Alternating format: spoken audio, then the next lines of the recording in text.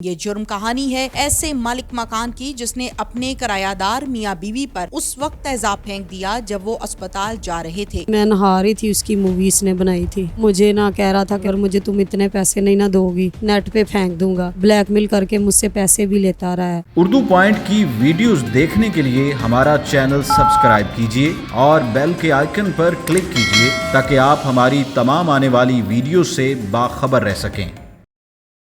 अस्सलामुअलैकुम, उर्दू पॉइंट से मैं हूं आपकी मेज़बान तहमीना शेख। नाजरीन, मैं इस टाइम मौजूद हूं कोट लखपत गुज्जर मोहल्ला में। एक FIR दर्ज होती है लियाकताबाद थाने में कि मियां बीवी जा रहे थे हॉस्पिटल के रास्ते में मालिक मकान के बेटे ने हिरासा किया और तेज़ाब गर्दी की है, तेज़ाब फेंक दिया। शौहर की कमर पर तेज़ाब गिरा, कमर जलकर झुलस गई और लड़की की बाजू और टांग बुरी तरह से डैमेज हो गई। मालिक मकान के बेटे का नाम है आसिफ उर्फ भोला। ये FIR में दर्ज है और ये FIR हुई है लियाकताबाद थाने में। खातून इस हवाले से क्या कहती है कि मामला इस हद तक क्यों आया और असल कहानी क्या थी, ये आपको दिखाते हैं उन्हीं की ज़बानी। सबसे पहले तो समिया मुझे अपनी हालत बताएं, आपकी तबीयत अब बेहतर है, ठीक है? आपके सामने देखे कितनी तकलीफ़ है, ठीक है। तो बहुत ज़्यादा तकलीफ़ है, रात को सोया भी नहीं जाता। समिया, क्या हुआ था? आप लोग इनके घर किराए पे रहते थे, शुरू कहाँ से हुआ झगड़ा, हुआ क्या था? इसने कुछ ना मेरी मूवी बनाई थी, तो वो मुझे ना कह रहा था कि मैंने अगर मुझे तुम इतने पैसे नहीं ना दोगी तो वो मैं वायरल कर दूंगा, नेट पे फेंक दूंगा। मूवी कैसे बना ली? ये मैं नहा रही थी, उसकी मूवी इसने बनाई थी, वो इसके पास थी। वो ब्लैकमेल करके मुझसे पैसे भी लेता रहा है, ठीक है। फिर हमने इनका घर छोड़ दिया। फिर जहाँ उधर गए उधर भी ये पीछे चला जाता था। फिर मेरे हस्बैंड को कुछ दिन बाद मैंने बताया, ये मेरे पीछे गया, इसने मारा, मुझे भी छेड़ा और मेरी बच्ची को भी बाहर जाती थी, 13 साल की मेरी बच्ची है, उसको भी तंग करता था, ठीक है। फिर हमने उधर थाने में भी हमने दरख्वास्त दी, ठीक है। उन्होंने 1-2 दिन इसको 1 दिन 2 दिन रखा है, फिर उसके बाद आ गया वापस। फिर ये मेरा हस्बैंड उधर सोया हुआ था और बच्चे इधर नीचे बैठे हुए थे। मैं फ्रिज के पास पानी पी रही थी और इसने दरवाज़ा खोला है और बच्चों ने शोर डाल दिया। इसने तेज़ाब की बोतल बाहर फेंकी है मेरे पास और भाग गया है, चला घर के अंदर आके। तो फिर ना जा रहे हैं, सुबह गई हूँ मैं ना, मेरे बेटी की ना तबीयत नहीं थी ठीक है, तो उसकी मेडिसिन लेने के लिए मैं इधर बाहर गई हूँ। तो इसने मुझे बड़ी गालियाँ वगैरह दी। तो कहता मैं तुझे देख लूँगा, तू मोहल्ले में किसी को मुंह दिखाने की काबिल नहीं रहेगी। इसने बड़ा बुरा बोला मेरी बेटी को भी। मैंने जूती उतारी और इसको मारी और ये मोटरसाइकिल लेके चला गया। फिर रात को हम दवाई लेने के लिए गए हैं, लेडी डॉक्टर के पास जाना था।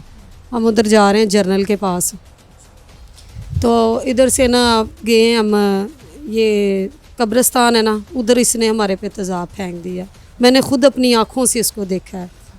ये पीछे था, इसने 2 दफ़ा रेस भी दी है और लाइट जला के और इसने बंद की। मैंने अपने हस्बैंड को बताया है, पीछे आसफ बोला है तो गाड़ी साइड पे लगा लो।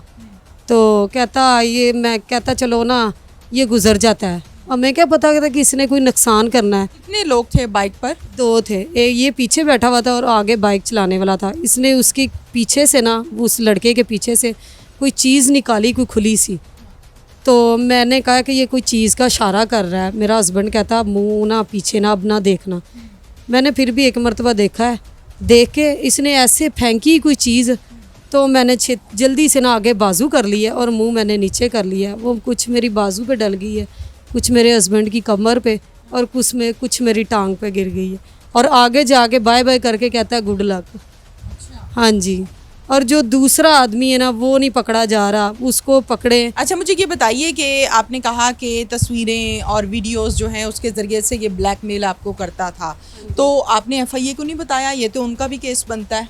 उनको भी हमने बताया है, ये 2 महीने पहले हमने उनको भी बताया है, ठीक है। उन्होंने कोई एक्शन नहीं लिया। अब जब हमें ज़्यादा उसने तंग किया, फिर हम 1 मरतबा गए हैं और उधर की मैडम मुझे कहने लगी कि हमारे पास पहले बहुत काम होते हैं, जो पिछले काम है वो छोड़ के हम आपकी पहले रिक्वेस्ट सुन लें। हम उधर से, उन्होंने मेरी बेटी के बयान लिए, मैंने दिए। हम रो के हम घर आ गए हैं, ठीक है। तो फिर हमने इधर थाने में दरख्वास्त दी है तो थानों ने भी उन्होंने भी 2 दिन इसको रख के इसको छोड़ दिया।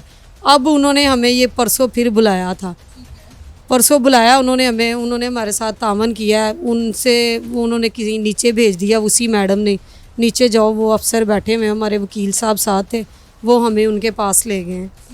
तो उन्होंने कहा अगर ये इधर से अगर नहीं बात सुनते फिर हम अपने पास ले आएंगे उसको, आप बेफिक्र होके घर जाएं। लेकिन बहुत बुरा हुआ आपके साथ। समिया, मुझे ये बताओ कि 2 लोग हैं, एक मोटरसाइकिल चला रहा था, एक के हाथ में तेज़ाब था, जो आप ये बता रही हो कि आसिफ भोला है जिसने फेंका है आपके ऊपर। आसिफ इस टाइम पुलिस की हिरासत में है? हाँ जी, पुलिस की हिरासत में। आपको किसने बताया है? ये नहीं गए थे मेरे हस्बैंड, उधर गए थे तो मैं भी साथ गई थी। तो हमने उधर गए हैं तो हमने जाके बात की है, हम उधर से FIR से हम उधर चले गए हैं, ठीक है। तो वो आगे से हमें वो सर कहने लगे ये तो तेज़ाब तो हड्डियाँ गाल देता है, आपकी हड्डियाँ तो गली नहीं है, ठीक है। अब देखें ऐसी हमें तकलीफ़ है ना, तो हमें पता है, ठीक है ना। तो वो उन्होंने कहा हमने मेरे भाई ने पूछा है कि आपने इसको मना लिया है, और आगे से कहते हैं कि वो अभी नहीं मान रहा, कल छुट्टी आ गई थी अभी नहीं वो मान रहा।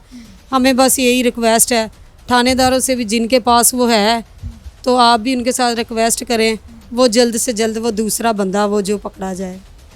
आपको किसी किस्म की कोई थ्रेट कॉल्स या कोई मसला, कोई जान से मारने की धमकी, ऐसा कुछ है या नहीं है? वो जो बंदा बाहर है ना वो कुछ भी कर सकता है, ये अगर उसके साथ चल के ये काम कर सकता है ना तो वो कुछ भी कर सकता है। हमें ख़तरा है, प्लीज़ आपकी मेहरबानी होगी, ठीक है, हमारे साथ कुछ तामन करें।